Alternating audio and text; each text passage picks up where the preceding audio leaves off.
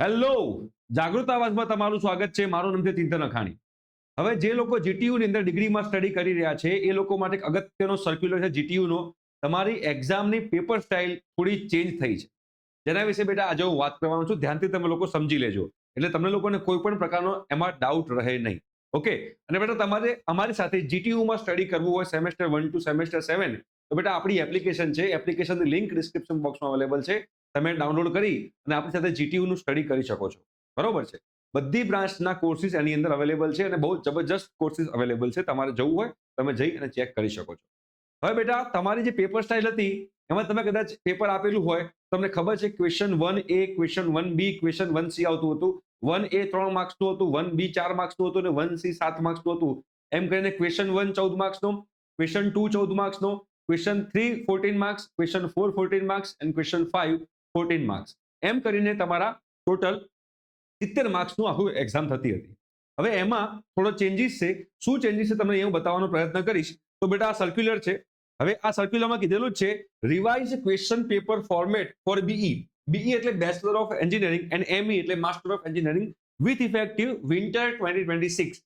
Winter 2026 થી આ લાગુ પડશે. એટલે જે નવેમ્બર ડિસેમ્બર મહિનામાં જે એક્ઝામ લેવાની છે, જે વિન્ટરમાં એક્ઝામ લેવાતી હોય છે, એની આ વાત થઈ રહી છે અને ત્યાંથી હવે આ લાગુ પડશે. શું લાગુ પડશે બેટા? તો આપણે બીઈ ની વાત કરીએ તો બીઈમાં તમારે ક્વેશ્ચન 1 થી 3 છે, 1 થી 3 ક્વેશ્ચન છે. ક્વેશ્ચન 1, ક્વેશ્ચન 2, ક્વેશ્ચન 3 એના એ જ રહેશે. એટલે કે 3 માર્ક, 4 માર્ક અને 7 માર્ક્સની જે પેટર્ન છે એ જ ફોલો થશે. બટ ક્વેશ્ચન 4 અને ક્વેશ્ચન 5 માં એ લોકો ચેન્જીસ લાવેલા. ચેન્જીસ શું લાવેલા છે કે તમારો ક્વેશ્ચન 4 અને ક્વેશ્ચન 5 જે છે એ બેટા 14 માર્ક્સનો જ રહેવાનો છે. બટ એવું પોસિબલ છે કે બે ક્વેશ્ચન 7 માર્ક્સના પૂછી કાઢે તોય ચાલે.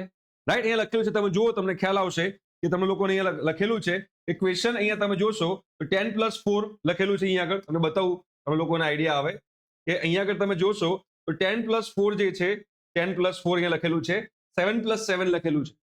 એટલે કે 14 માર્ક્સનો જ ક્વેશ્ચન, પણ ખાલી બે જ ક્વેશ્ચન પૂછાશે. એક 10 માર્ક્સનો, એક 4 માર્ક્સ, અથવા તો એક 7 માર્ક્સનો, એક 7 માર્ક્સનો, અથવા તો બેટા એક 9 માર્ક્સનો, એક 5 માર્ક્સનો, 9+5.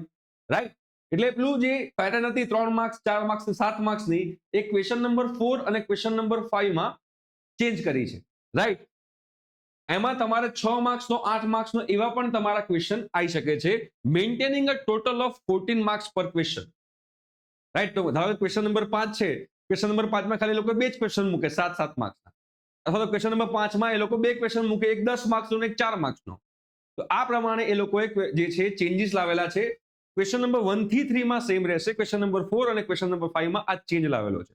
બીજી અગત્યની વસ્તુ કે જે લોકો સેમેસ્ટર 5 માં, સેમેસ્ટર 6 માં અને સેમેસ્ટર 7 માં હશે એમની પેપર સ્ટાઇલમાં આ વસ્તુ છે.